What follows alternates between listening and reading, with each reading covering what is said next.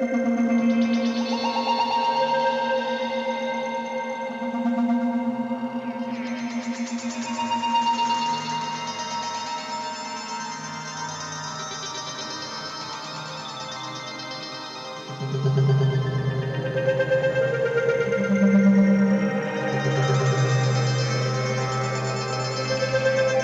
the last 24 hours, the Middle East has witnessed one of the most intense escalations in recent history, as Iran launched multiple continuous waves of missile strikes toward Israel, shaking the entire region and raising fears of a much wider war. This wasn't just a single attack. It wasn't even a limited retaliation.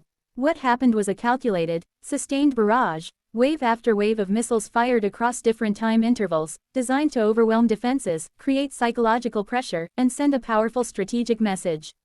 Reports indicate that Iran has been using a multi-wave attack strategy, where missiles are launched in sequences rather than all at once. In some recent incidents, up to 7 waves were fired within hours, with sirens echoing across Israeli cities like Tel Aviv and Jerusalem. This tactic forces air defense systems to stay active continuously, stretching their limits and increasing the chances that some missiles slip through. Arab News PK+1. Now imagine that scenario extended over a full 24-hour period. The result is a battlefield that never sleeps. As the first wave of missiles was detected, air raid sirens began blaring across central Israel. Civilians rushed into shelters, and defense systems like Iron Dome were immediately activated. Explosions lit up the night sky as interceptors engaged incoming threats. But just as the situation seemed to stabilize, a second wave followed. Then a third, then more. This pattern of repeated attacks is not random. It's part of a broader strategy aimed at exhausting Israel's defensive capabilities. Each interception costs money, time, and resources. By launching continuous waves, Iran is testing how long those defenses can hold under pressure. In some cases, falling debris and shrapnel from intercepted missiles have already caused injuries on the ground, even when the missiles themselves were destroyed mid-air, and not all missiles are intercepted. There have been confirmed reports of impacts in key areas, including infrastructure sites.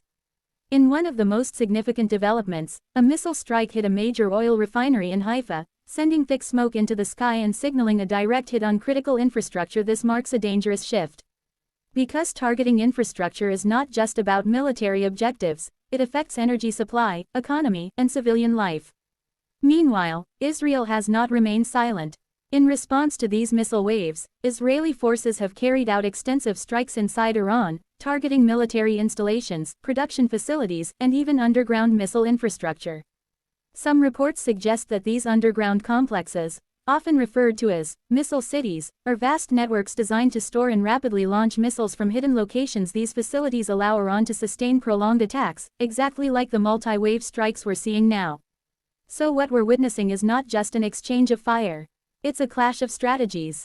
On one side, Iran is relying on volume and persistence, firing waves of missiles to overwhelm defenses and create constant pressure. On the other side, Israel is focusing on precision strikes, trying to dismantle the infrastructure that makes these attacks possible. But here's where things become even more concerning. This conflict is no longer contained. Missiles have reportedly been launched not only from Iran itself, but also from allied groups in neighboring regions, expanding the battlefield beyond a single country. At the same time, incidents involving oil tankers and regional infrastructure are raising fears that global trade routes could be affected, and when global oil routes are threatened, the impact is felt worldwide. In fact, rising tensions have already pushed oil prices sharply upward, reflecting the growing uncertainty in the region. Now let's talk about the psychological impact of these continuous missile waves. Unlike a one-time strike, repeated waves create a constant state of alert. Civilians don't know when the next siren will sound. Military forces cannot stand down. Emergency services remain stretched for hours, sometimes days. It's a form of pressure that goes beyond physical damage. It affects morale, decision-making, and long-term stability. And this may be exactly the point. Because modern warfare isn't just about destruction, it's about control, influence, and signaling power. By launching continuous missile waves over a 24-hour period, Iran is demonstrating that it has the capability to sustain prolonged attacks. It's showing that it can keep defenses engaged, keep populations on edge, and keep the conflict active without pause.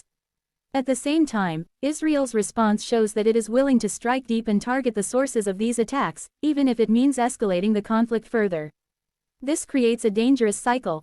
Attack, response, Escalation. Repeat. And with each cycle, the risk of a broader regional war increases.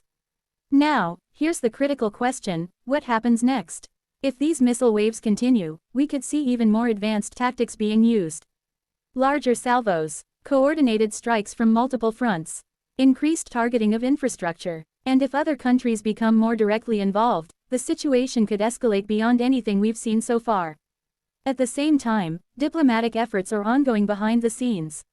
Various countries are pushing for de-escalation, trying to prevent the conflict from spiraling out of control.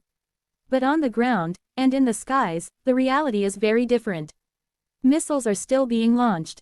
Defenses are still being activated. And the region remains on edge. What makes this moment so significant is not just the number of missiles fired, but the method behind it. Continuous waves, sustained pressure, relentless timing. This is not a short-term exchange. It's a signal of how modern conflicts are evolving. And as the world watches closely, one thing is clear. The next 24 hours could be just as critical as the last.